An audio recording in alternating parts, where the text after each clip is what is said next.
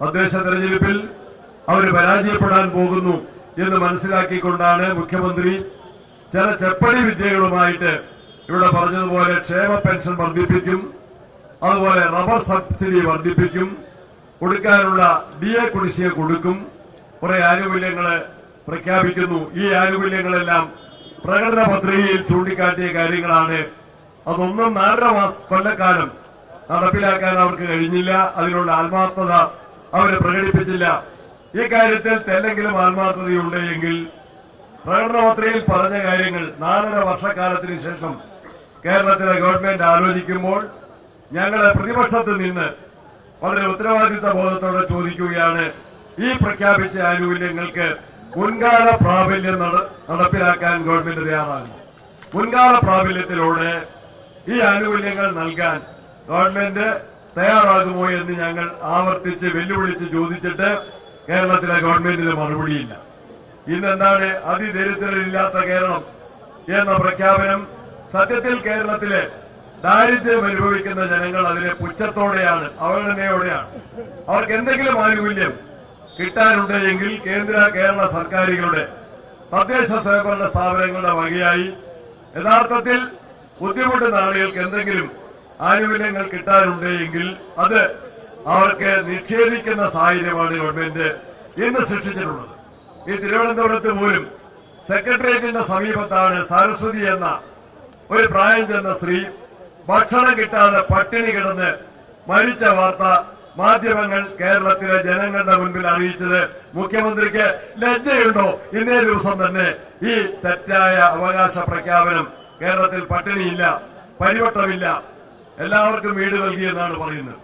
ലക്ഷക്കണക്കിന് ആളുകൾ life mission ഭവന പദ്ധതിയിൽ വീടിനു വേണ്ടി അപേക്ഷ നൽകിയിട്ട് വീട് ലഭിക്കും എന്ന പ്രതീക്ഷയിൽ കാത്തു നിൽക്കുന്ന നിരവധി പേരുണ്ട്. അവർക്ക് വീട് നൽകാൻ പഞ്ചായത്തുകൾക്ക് കഴിയുന്നില്ല. പഞ്ചായത്തുകൾക്ക് നൽകേണ്ട ഫണ്ട് കേരള സർക്കാർ കൊടുത്തിട്ടില്ല. പട്ടികവർഗ ജനവിഭാഗങ്ങൾക്കും പട്ടികജാതിയിൽപ്പെട്ടവർക്ക് നൽകേണ്ട പൈസ പോലും ഗവൺമെന്റിന് കുടിശ്ശികയാക്കി വെച്ചിരിക്കുകയാണ്. അവിടെയാണ് കേരളത്തിൽ വീടില്ലാത്തവരില്ല, വീട് വെക്കാൻ സ്ഥലമില്ലാത്തവര് കേരളത്തിൽ ഇനി ആരും അവശേഷിക്കുന്നില്ല എന്ന് ഗവൺമെന്റ് തെറ്റായ പ്രഖ്യാപനങ്ങൾ നടത്തിക്കൊണ്ടിരിക്കുന്നു. മുഖ്യമന്ത്രിക്ക് സർക്കാരിനെതിരെ ഉയർന്നു വന്ന ഗുരുതരമായ ആക്ഷേപങ്ങൾ, ശബരിമലയിലെ സ്വർണ്ണ കൊള്ള നമുക്കറിയാം. ദേവസ്വം ബോർഡിന്റെ ഓഫീസിന്റെ അടുത്താണ്.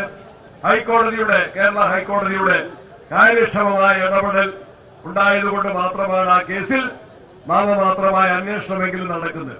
ഹൈക്കോടതി ഉത്തരവ് പറഞ്ഞത് കഴിഞ്ഞ മാസം 6-ാം തീയതിയാണ്. 6-ാം തീയതി കഴിഞ്ഞ് ഈ മാസം അവസാനിച്ചു. നവംബർ 1 കേരള പിറവി വന്നിട്ടും അതിനെ മുഴുവൻ പ്രതികളെയും അറസ്റ്റ് ചെയ്യാനോ ശബരിമലയിൽ അയ്യപ്പന്റെ സ്വർണം കട്ടുകൊണ്ടുപോയ ആ സ്വർണം വീണ്ടെടുക്കാനോ സർക്കാരിന് കഴിഞ്ഞിട്ടില്ല. അന്വേഷണം ഇന്ന് വഴിമുട്ടി നിൽക്കുകയാണ്.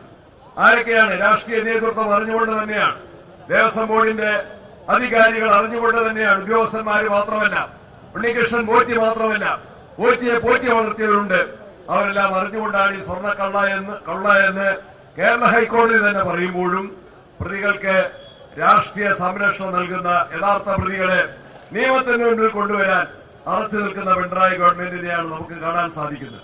ആ വിഷയത്തിൽ കേരളത്തിലെ പ്രതിപക്ഷം, പ്രത്യേകിച്ച് ഇന്ത്യൻ നാഷണൽ കോൺഗ്രസും യൂത്ത് കോൺഗ്രസും അതിശക്തമായ സമര പരമ്പരകൾ തന്നെ നടത്തിയ കാര്യം ജനങ്ങൾക്ക് നന്നായിട്ടറിയാം.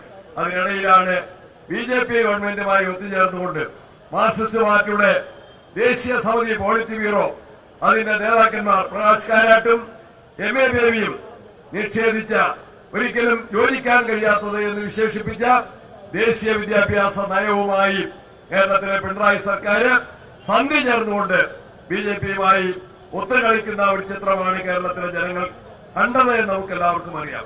എന്തിനു വേണ്ടിയാണ് മുഖ്യമന്ത്രി ഒത്തുതീർപ്പിലുണ്ടാക്കുന്നത്? മുഖ്യമന്ത്രിയുടെ മകനെതിരെ എൻഫോഴ്സ്മെന്റ് ഡയറക്ടറേറ്റ് അയച്ച നോട്ടീസ് നമുക്കറിയാം, കൈപ്പറ്റിയിട്ടുമില്ല, തിരിച്ചയച്ചിട്ടുമില്ല. അങ്ങനെ നോട്ടീസ് കൈപ്പറ്റാതെ വന്നാൽ വാറന്റ് അയച്ച് മുഖ്യമന്ത്രിയുടെ മകനെ വിചാരണ ചെയ്യാൻ, വിസ്തരിക്കാൻ ഈ എൻഫോഴ്സ്മെന്റിന് അധികാരമുണ്ട് എങ്കിൽ പോലും ഒത്തുകളിയുടെ ഭാഗമായിട്ട് കേസുകളെല്ലാം ഒതുക്കി തീർക്കുന്ന ചിത്രമാണുള്ളത്. ഈ കാര്യങ്ങളിൽ പ്രതിഷേധിക്കാൻ, ജനങ്ങളുടെ ജീവൻ പ്രശ്നങ്ങളിൽ സംസാരിക്കാൻ, തൊഴിലില്ലായ്മ എന്ന അതിരൂക്ഷമായ യുവാക്കളെ അലട്ടിക്കൊണ്ടിരിക്കുന്ന പ്രയാസങ്ങൾ ചർച്ച ചെയ്യാനോ സമരമുഖത്ത് വരാനോ ഡിവൈഎഫ്ഐ എന്ന വർണ്ണവിലാസം സംഘടനയ്ക്ക് കഴിയുന്നില്ല. അവിടെയാണ് യൂത്ത് കോൺഗ്രസിന്റെ പ്രസക്തി. കേരളത്തിലെ യുവജനങ്ങളുടെ ജീവൽ പ്രശ്നങ്ങൾ ഉയർത്തിക്കൊണ്ട് യൂത്ത് കോൺഗ്രസ് ആരംഭിക്കുന്ന ഈ സമരത്തിന് എല്ലാവിധ വിജയങ്ങളും ആശംസിച്ചുകൊണ്ട് ഈ കൂട്ടായ്മ ഉദ്ഘാടനം ചെയ്യുന്നു. നമസ്കാരം. ജയ് ഭാരത്.